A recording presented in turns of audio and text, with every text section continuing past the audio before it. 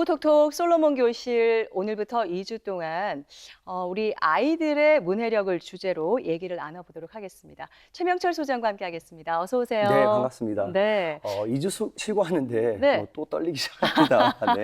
아, 잘하시잖아요. 아닙니다. 네. 네. 소장님, 네. 우리 아이들의 문해력이 점점 떨어지는 가장 주된 원인이 뭘까요?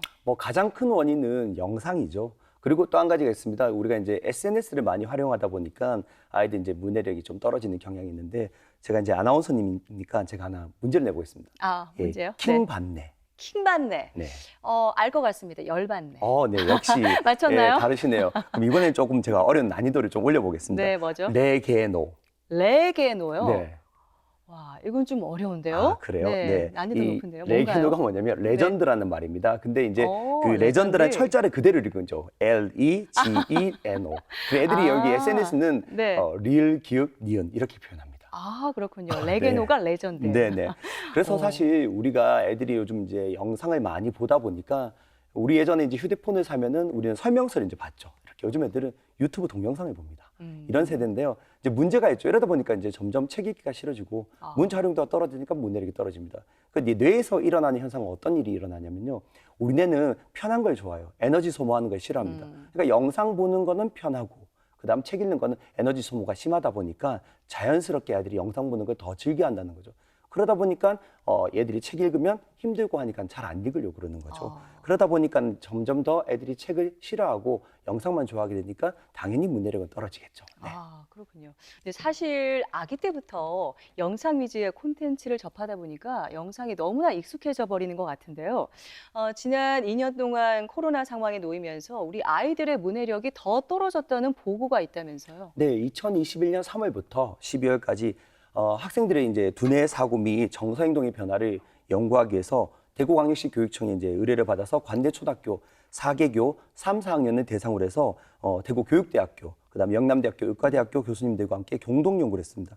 이제 결과 보고서가 이제 참 충격적인데요. 네. 일단 이제 이 변형계라는 건 이제 우리가 정서를 조절하는 곳입니다. 이제 정서적인 변화가 심합니다. 근데 대표적으로 이제 불안과 우울 굉장히 높아지고요. 특히 이제 PTSD, 우리가 보통 외상후 스트레스 장애는 큰 사고가 있으면 이제 받는다고 되어 있는데요. 이번에 코로나로 애들이 굉장히 이러한 PTSD가 높아진 소견도 많이 봤습니다. 그래서 코로나19로 이제 한 번도 경험해보지 못한 이런 환경에서 오는 이제 불안이라든지 기타 요인들이 아이들의 뇌에 영향을 많이 끼쳤고요. 특히 이제 학습에서는 문해력이 굉장히 저하된 게 굉장히 안타깝게 이제 생각을 합니다. 충격적이죠. 그러네요. 사실 코로나로 학교도 가지 못하고 비대면 영상 수업을 주로 하다 보니까 네. 문해력이 떨어질 수밖에 없다는 그런 말씀을 그렇죠. 해주셨네요. 네. 근데 이렇게 글을 제대로 이해하지 못하게 되면은 당장 일상생활도 힘들지만 무엇보다 학습에 문제가 생기는 거 아니겠습니까? 그렇죠. 네, 유네스코에서 이제 문해력을 다양한 내용에 대한 글을 이해하고 해석하고 창작할 수 있는 힘으로 이제 정의를 했습니다. 네. 근데 이제 문제는 이 모든 사고와 학습을 하는 데서 기반이 된 능력이 이제 문해력이거든요. 이제 개인뿐만 아니라 이게 이제 인재 양성을 위한 국가적으로도 중요한 개념입니다. 근데 실제로 문해력은 이제 초등학교 저학 때가 굉장히 중요하죠. 네, 저학년은 이제 문자 체계 학습과 우리가 이제 독서 능력을 하기 위해는 독해 능력이 충분히 이제 습득이 되어야 됩니다. 왜냐하면 이제 읽기에 능숙치 않은 아동들이 이후 문해력 발달과 학업 성취 측면에서 또래와 격차가 점점점 벌어지기 때문에 그렇습니다. 문해력을 키우는데 가장 중요한 시기가 초등학교 저학년이다. 네. 그때가 골든 타임인가요? 그렇죠, 골든 타임이죠. 그렇군요. 자, 그럼 이쯤에서 특별한 문해력 수업을 하고 있는 대구 경동초등학교의 수업 풍경을 잠시 보고 오겠습니다. 공부 톡톡 솔로몬 교실이 찾아간 곳은 대구 수성구의 경동초등학교. 올해는 인성, 감성, 몰입 교육을 위한 경동 체인지 교육이란 슬로건 아래 다양한 프로그램이 진행 중이라는데요. 아이들이 진지하게 수업 중인 한 교실. 시대를 건너 사랑받고 있는 인문고전 등을 읽고 오레오맵이라는 색다른 법칙을 통해 생각하는 힘을 기르는 글쓰기 수업 중입니다. 글을 발표해 볼 친구 있나요? 국가의 자기 것이 아닙니다. 가면 돌려받았습니다. 자기가 권위 장군의 사위가 될 수 있었는데도 오성에게 방법을 알려주어 오성이 될 수 있게 했기 때문입니다. 오성과 한음을 읽고 오레오 글쓰기를 통해서 이야기를 다시 생각하면서 글쓰기를 했어요. 글 쓰는 방법 같은 게 그 실력이 올라가는 것 같아요. 이것도 쓰고 발표도 하니까 스피치 능력이 형성이 되는 것 같아요. 처음에는 솔직히 아이들이 조금 힘들어하는 거는 사실이었는데요. 이 오레오 법칙을 한번 적용해 보니까 아이들이 순차적으로 무엇을 생각하고 기억하고 무엇을 써야 되는지에 대한 이 절차가 나와 있다 보니 학생들이 절차에 따라서 순서대로 논리적으로 기억하고 생각하고 글을 쓰다 보니 훨씬 더 효과가 있는 것 같습니다.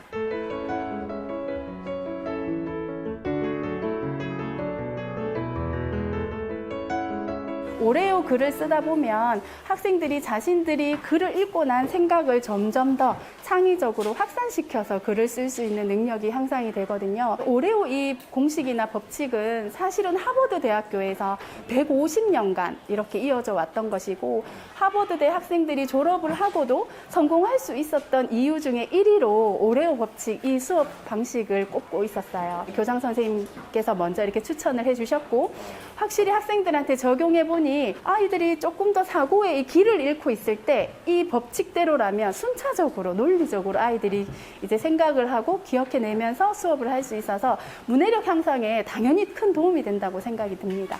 유치원과 초중고등학교의 개학이 다음 달 6일로 또다시 연기됐습니다. 코로나19가 가져온 학습 환경의 변화. 이에 따른 학생들의 변화를 살펴보기 위해 경동초에서는 특별한 검사를 진행했습니다. 자료가 앞에 있는데 어떤 건지 설명 좀 부탁드리겠습니다. 독서 능력 진단 검사를 통해서 그 문해력을 한번 보고 싶었던 거죠. 독서력을 보면은 기초 학력 진단 검사에서는 거의 만점에 가까운 점수여도 독서를 많이 하는 학생 그 능력이 건강하게 골고루 건강하게 나타나고 독서를 좀 소홀히 하고 대부분 이렇게 선행이나 문제집 중심으로 하는 학생들은 이게 생각보다 독서력이 떨어지는 거죠. 거기서 차이가 나타나는 거죠. 소위 성적이 우수한 학생도 독서 능력은 떨어지는 반전. 문제를 잘 푸는 스킬은 있지만 문제를 이해하는 능력은 부족하다는 거죠.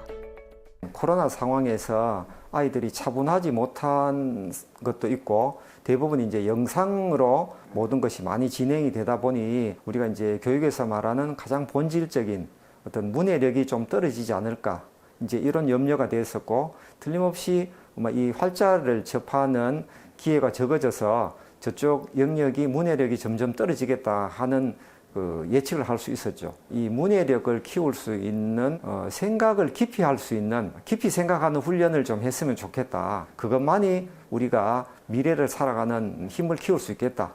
그런데 그 생각하는 힘을 키울 수 있는 가장 좋은 방법 중에 하나가 사실은 독서인데 너무 시간이 없으니 또 많은 독서를 하기는 힘드니 저희가 강조하는 것은 다독보다는 정독 또 독서 몰입 아무 책보다는 위대한 책 뭐 고전도 좋고 이런 책을 좀 읽자고 조금씩 강조를 하고 있습니다. 글을 이해하는 능력, 문해력은 학습과도 연결되기 때문에 학생들에겐 꼭 필요한 능력인데요. 요즘 학생들의 문해력 향상 기책, 공부 톡톡 솔로몬 교실에서 계속해서 알아봅니다. 네, 미국 하버드 대학교에서 150년 넘게 이어져 오고 있는 오레오 글쓰기 수업으로 아이들의 문해력을 길러주고 있는 경동초등학교였습니다. 제가 수업 교재를 잠시 보여드릴게요. 네, 이 교재로 수업을 하고 있는데요. 교재 안을 펼쳐보면 이 오레오의 의미도 적혀 있습니다. 오레오가 영어 앞에 이니셜을 딴 글자잖아요. opinion은 의견을 말하다, 또 reason 이유를 설명하고, e는 example 뭐 사례와 예시를 들고, o는 다시 opinion 의견을 한 번 더 강조해서 글쓰기를 마무리한다. 이런 의미가 담겨 있군요. 소장님, 이렇게 학교 차원에서 아이들의 문해력을 길러주기 위해서 독서와 글쓰기 교육을 한다는 게 참 좋은 것 같은데요. 그럼요. 특히 이제 경동초등학교는 독서 몰입 수첩을 이제 활용해서 인문 고정 등 다양한 책을 읽고 오레오 이제 글쓰기를 통해서 생각하는 힘을 기르는 이제 몰입 교육을 이제 추진하고 있습니다. 이 밖에도 이제 학년별 검사 시스템, 뭐 기초 기본 학력은 물론이고요, 독서 능력, 창의력, 제가 맡고 있는 두뇌 사고 이제 이런 시스템을 구축해서 학생의 개개인의 맞춤형 학습 방법을 지원하고 있습니다. 학생 개개인에게 맞게 방법이 지원된다는 거군요. 그렇죠. 네. 맞춤형이 왜 중요하냐면요. 네. 사실 우리가 그동안은 이제 우리가 항상 우리나라 교육에 이제 고질병이 주입식이었잖아요. 그렇죠. 그러니까 이제 아이들이 맞지 않는 걸 억지로 하다 보니까 아까 제가 말씀드린 2차적으로 정서행동 문제가 많이 일어나거든요. 그래서 이제 아이들이 우리 교육이 이제 다양성을 띠고 이런 아이들, 다양한 아이들에게 다양성의 교육을 통해서 이제 스스로의 자존감을 높이고 자신들이 원하는 진로나 이런 부분들을 스스로 이제 탐색할 수 있는 힘을 길러주는 게 굉장히 저는 중요하다고 생각을 합니다. 아, 그래서 맞춤형이 중요하다. 네. 그렇다면은 이 문해력의 문제와 뇌과학이 관계가 있다고 할 수 있을까요? 그럼요. 예, 많은 관계가 있습니다. 네. 이제 자료화면을 보여드릴 텐데요. 네. 이제 보시면은 조금 충격적인 제가 말씀을 드리겠습니다. 네. 뇌과학적으로는 듣고 말하는 건 뉴로 네트워크, 즉 회로가 있습니다. 아, 듣는 거는 회로가 있다. 그럼요. 네. 예. 그런데 예. 읽기는 이런 회로가 존재하지 않습니다. 읽기는 회로가 없어요? 네. 그래서 이제 네. 저기 보시면 알겠지만 듣는 거와 오디터리가 듣는 거거든요. 비주얼은 보는 거죠. 이거 둘이가 이제 협응을 잘해줘야 돼요. 쉽게 말하면 눈과 귀가 협응을 잘해줘야지만이 회로가 만들어집니다. 네. 사실 우리가 교육을 통해서 자연스레 읽기를 배우는데 이런 당연한 과정을 수행하는 회로가 우리 뇌에 없다는 거잖아요. 그렇죠. 네. 왜 그러냐면요. 네. 일반적으로 사람은 이제 귀를 통해서 이제 듣죠. 그죠? 그럼 이 귀를 통해서 들어온 정보는 이제 측두엽, 이 왼쪽에 있는 측두엽이 있습니다. 이 측두엽에 보면 베르니케라는 부위가 저기 보시면 이제 베르니케가 사람인데 이제 수용성 언어, 이제 듣고 이해하는 장치가 저기 있습니다. 그다음에 이제 또 말을 하는 거는 표현하는 거기 때문에 우리가 전두엽에서 담당을 합니다. 이 전두엽이 굉장히 중요한데 이마에 있다 해서 이마엽 또는 이제 전두엽인데 저기 보면 이제 브로카라는 사람이 찾은 브로카 영역이 있는데 여기서 말을 하게 되는 거예요. 저기 두 개 이제 네. 각 회로 연결되어 있습니다. 그러니까 듣고 말하는 건 저렇게 회로가 있는데 네. 읽기는 없는 거죠. 그 이유는 뭐냐? 네. 읽기는 인간이 기록하기 위해서 만든 발명품이기 때문에 그렇습니다. 그렇다면은 읽기는 인간의 타고난 능력이 아니라는 얘기네요. 그렇죠. 이제 쉽게 말씀드리면 읽기라는 것은 우리가 발명을 했다는 기록을 해서 발명을 했다고 그랬잖아요. 그래서 인위적으로 이게 이제 트레이닝을 통해서 회로를 만들어 주는 게 중요합니다. 그렇군요. 그렇다면 문득 드는 생각이 세계 최고의 문자인 한글을 쓰는 우리나라 사람들은 읽기를 더 편하게 배울 수 있겠다는 생각이 드는데요. 네, 맞습니다. 굉장히 정확한 이제 표현을 하셨는데요. 사실 우리 이제 한글을 보유하고 있다는 것 자체가 자랑스러운 거죠. 이제 세종대왕께서는 제가 뵙지 못했지만 분명히 뇌과학도 두루두루 섭렵을 하지 않으셨나. 그런가요? 네, 그렇습니다. 먼저 제가 이제 자료화면 보면서 설명을 드릴 텐데요. 네. 자, 이게 이제 읽기 영역이라고 보이는데 이제 아까 말씀드린 대로 듣고 말하는 건 장치가 보이지 않습니까? 네. 근데 이제 우리가 이제 예를 들어 볼게요. 엄마란 단어가 있습니다. 엄마. 그럼, 엄마. 그러면 어에다가 미음을 붙이고 미음에다 아를 붙였습니다. 이 모양은 누가 보냐 눈이 보겠죠. 네. 이 눈이 봐서 어디로 가냐 여기 머리 뒤에 후두엽으로 갑니다. 저기 비주얼 코텍스라는 게 이제 시지각의 정보 처리하는 중추예요. 저기 가고 네. 그다음에 이 엄마라는 이제 이 모양 안에는 소리 사운드가 들어 있습니다. 어에다 미음 붙인 건 미음에다 아 붙인 건 마. 이건 누가 들을까요? 이제 귀가 듣죠. 그럼 아까 설명드린 이제 베르니케, 이제 수용성 언어 저기서 들어가서 이제 처리를 해서 얘들 둘이가 이제 디코딩이라 그러는데 이제 엄마라는 문자 안에 엄마라는 소리가 맞는지 안 맞는지 확인을 하는 거죠. 그리고 나면 아까 말씀드린 전두엽에 다시 마인드 아이라는 게 있습니다. 이 여기서는 뭐냐 엄마 얼굴이 그려집니다. 이게 이제 독해죠. 읽기입니다. 네. 그렇군요. 정말 우리가 이렇게나 우수한 한글을 쓰고 있는데도 아이들의 문해력이 떨어지고 있다는 게 너무나 안타까운데 학교에서뿐만 아니라 가정에서도 책과 멀어진 아이들에게 책을 좀 더 재미있게 접할 수 있는 방법을 알려주면 좋겠다라는 네. 생각이 듭니다. 그래서 가정에서 활용할 수 있는 독서 교육의 팁, 현직 초등학교 선생님에게 들어봤습니다. 부모님들이 집에서 함께 자녀와 책을 읽잖아요. 그런데 그냥 읽지 마시고 읽기 단계에 따라 한번 읽어보시길 추천을 드립니다. 첫 번째는 소리 내어 읽기고요. 그건 모든 가정에서 부모님들이 많이 하고 계시고요. 두 번째는 학생들이 이제 호흡에 따라서 끊어 읽기, 의미 단위로 읽기를 한번 해보시면 좋을 것 같다는 생각이 듭니다.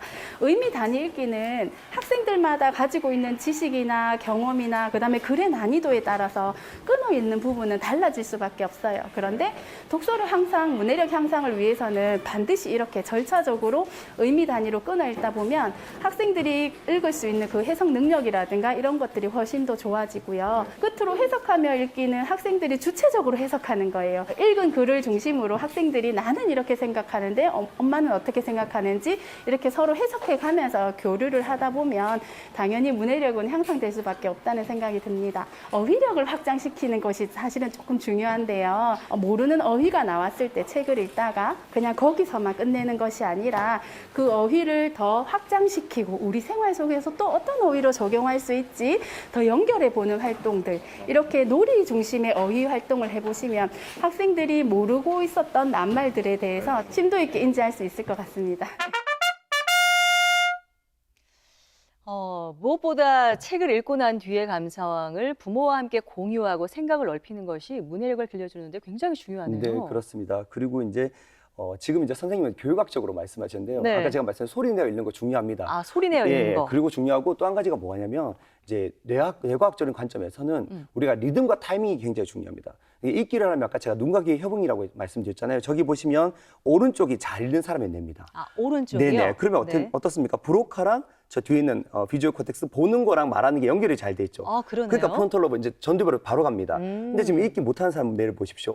부위가 다르죠. 그러네요. 네, 저걸 이제 교정하기 위해서 필요한 게 리듬과 타이밍 훈련인데요. 쉽게 말하면 음악을 들으면서 몸을 움직이는 것들, 음악 줄넘기를 한다든지, 피아노를 친다든지, 뭐 더 좋은 거는 이제 춤을 춘다든지, 춤이가 리듬과 박자죠. 그러면 이제 두정력과 손의 기능이 활성화됩니다. 그러면 아까 말씀드린 눈과 귀가 협응이 좋아지게 되겠죠. 그래서 이것도 이제 사실 좀 꿀팁이라고 볼 수 있습니다. 네네. 와, 근데 정말 읽기의 회로를 만들어줘야 한다. 그럼요. 네. 굉장히 중요한 말씀을 오늘 해주셨습니다. 네.